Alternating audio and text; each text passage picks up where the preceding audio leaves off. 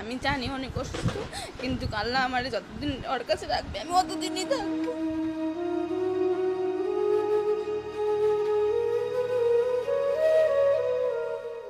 তিনি যে কতটা অসহায় তা তার চেহারাতেই স্পষ্ট, চোখ মুখে যেন অসহায়ত্বের গ্লানি।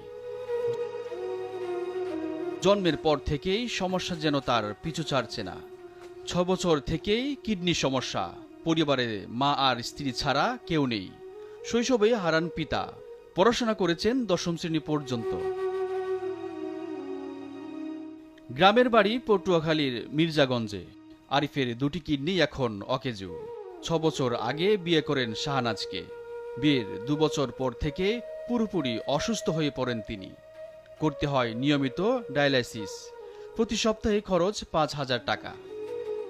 আরিফের মা বাসায় কাজ করেন আর স্ত্রী শাহনাজ চা দোকান করে কোনো মতে চালান